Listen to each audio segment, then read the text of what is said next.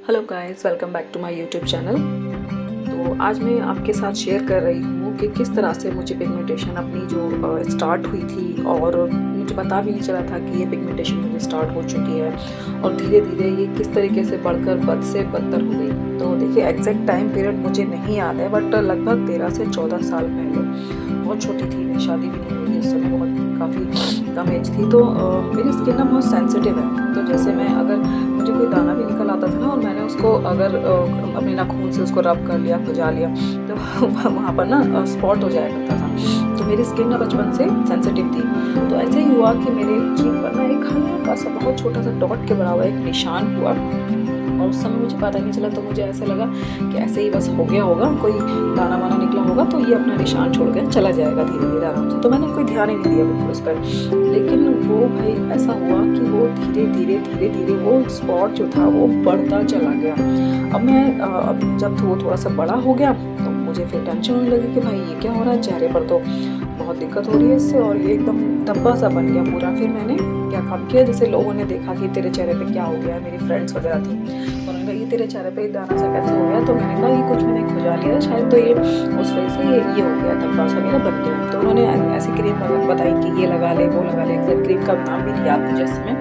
तो मैंने वो लगाना शुरू की। अब वो लगाना शुरू की तो उससे और ज़्यादा हो गया, स्किन और ज़्यादा ख़राब हो गई मेरी। स्किन ख़राब हो गई तो फिर मेडिकल स्टोर वालों के पास गई मैं, मैंने कहा ये ऐसे स्किन ख़राब हो गई है। तो उन्हें जो समझ में आया उन्होंने वो ट्यूब पकड़ा दी कि लो ये लगाओ, इससे ठीक हो जाएगा। अब उससे लगाने लगी तो ठीक हो गया।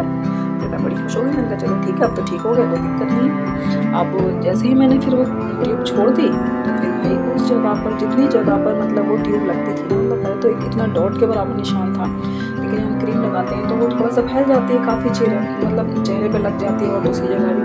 तो वो चीज़ वहाँ पर भी हो गई और वो एक तरफ से चेहरा इतना ख़राब हो गया, बहुत ज़्यादा ख़राब हो गया। रीज़न मुझे तब भी नहीं पता था कि ये मेरे साथ हो क्यों रहा है। फिर धीरे धीरे फिर मैंने नोटिस किया कि अरे पहले तो ये एक चीक पर थी, अब धीरे धीरे मेरे दूसरे चीक पर भी हो रही है पिगमेंटेशन। और मैं इतनी परेशान कि मेरे से अपना चेहरा इतना गंदा लग रहा है, क्योंकि मेरी स्किन ना हमेशा से बहुत ब्राइट और बहुत क्लियर थी, बहुत मतलब साफ रंग था मेरा। और ये चीज़ ना हमेशा ज़्यादातर उन्हीं लोगों को होती है जिनका कलर जो है ना फेयर स्किन होती है और सेंसिटिव स्किन होती है। और फिर मैं नोटिस किया कि धीरे धीरे मेरे नोज़ पर भी आ गई। और मुझे इतना बुरा लगता था अपना चेहरा शीशे में देखने में कि मैं इसमें क्या करूँ। मैं मतलब जो कोई मुझे जो बोलता था ना कि ये लगा लो, हल्दी लगा लो, नींबू लगा लो, ये नींबू मैंने खूब रगड़ा अपने चेहरे पर। तो भाई नींबू कभी मत लगाना अपने चेहरे पर, क्योंकि नींबू में जो एसिड होता है ना वो बहुत ज़्यादा हार्ड होता है, अपनी स्किन को बहुत ज़्यादा ख़राब कर देता है।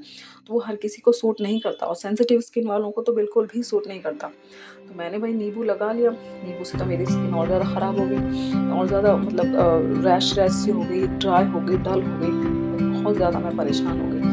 समझ नहीं आता क्या करूँ। इधर शादी भी होने वाली थी तो मुझे समझ नहीं आता क्या करूँ। फिर मैंने यही काम किया कि जो लोग मुझे बताते थे कि ये ट्यूब यूज़ कर लो, तो मैंने वो ट्यूब यूज़ कर ली कि चलो ठीक है, कुछ टाइम तो दूर रहेंगे, एटलीस्ट शादी के टाइम पे मेरा फेस जो है वो ख़राब नहीं लगेगा। तो मैं ऐसे यूज़ करती रही 15 से 20 दिन में पिगमेंटेशन चली गई कि चलो ठीक है, शादी के टाइम पे नहीं रहेगा। तो शादी के बाद भी लगभग मैंने वो 6-7 महीने तक कंटिन्यू रखी कि भाई कोई ये ना कहे कि इसका तो चेहरा इतना ख़राब है।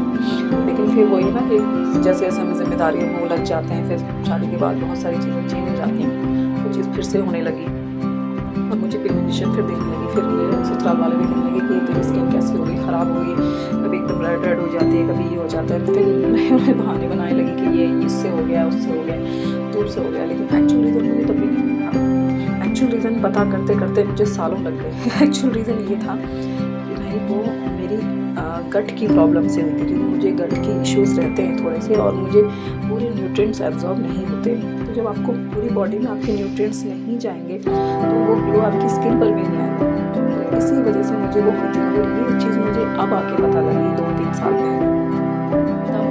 तब क्या हुआ था कि मैंने ना अपनी डाइट में ना ऐसे फ्रूट्स वगैरह ज़्यादा इंक्लूड करने शुरू कर दिए थे और बहुत अच्छे से मैं ध्यान रख रही थी अपनी डाइट का। देखा मैंने मेरी नोज़ पे जो थी पिगमेंटेशन वो गायब हो गई। हद से ज़्यादा 15 दिन में नोज़ की पिगमेंटेशन भी गायब हो गई और मैं बड़ी खुश हुई, इतनी खुश, अरे वाह मेरी नोज़ पे बिल्कुल पिगमेंटेशन गायब हो गई, साफ़ हो गई। मैंने कहा जब ये गायब हो सकती है तो ये चेहरे की भी गायब हो सकती है, बिल्कुल सही। तो फिर मैंने रूटीन एक अपनाया कि मुझे सनस्क्रीन यूज़ करना है। जब भी मुझे बाहर जाना है 2 टाइम्स मुझे सनस्क्रीन यूज़ करना है।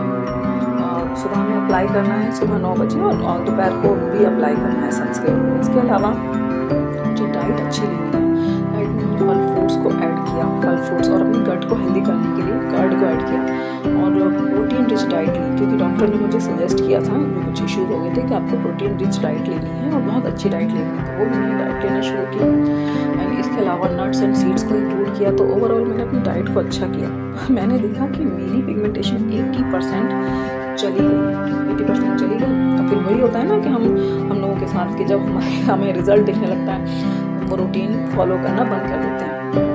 मतलब कुछ ना कुछ वो किसी काम में लग जाते हैं, कभी भूल गए, कभी कुछ नहीं हुआ, कभी जल्दी में चले गए बाहर चले, सनस्क्रीन लगाना भूल गए, तो वो 80% से फिर कभी ऐसा होता है कि साफ़ हो जाती थोड़ी सी, फिर से वो वापस आने लगती कि शीशे में चेहरा देखे होंगे, अरे ये फिर से डार्क हो गई है, अभी तो फेड हो गई थी, फिर से डार्क हो गई हैं।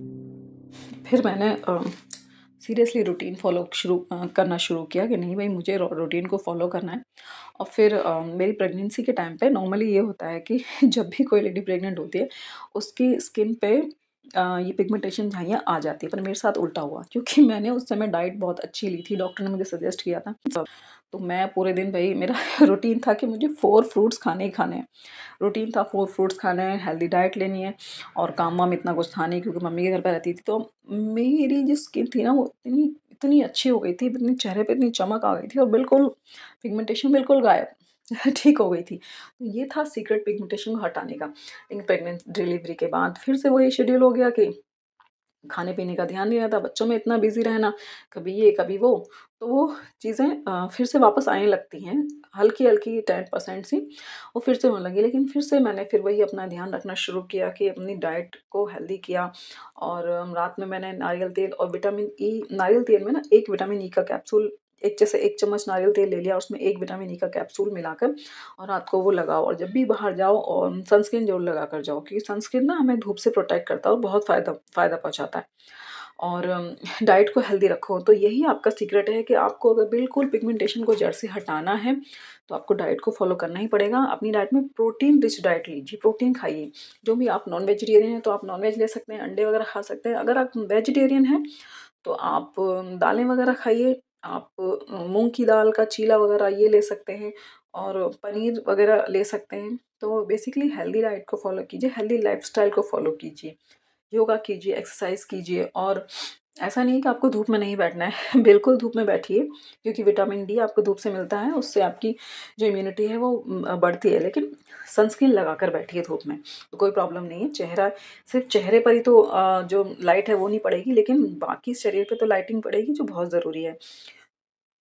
तो मैंने अब आपको ये बता दिया है कि भई मैंने अपनी पिगमेंटेशन को किस तरीके से हटाया, और ये मेरा रियल एक्सपीरियंस रहा है। तो अगर आपको वीडियो पसंद आई हो, तो प्लीज़ इसको लाइक कीजिए, शेयर कीजिए, और मेरे चैनल को सब्सक्राइब कीजिए। और मुझे बताइए कि अगली वीडियो आप किस टॉपिक के ऊपर चाहते हैं। अगर आपका कोई क्वेरी हो, सवाल हो, तो आप कमेंट में पूछ लीजिएगा, मैं जवाब ज़रूर दूँगी।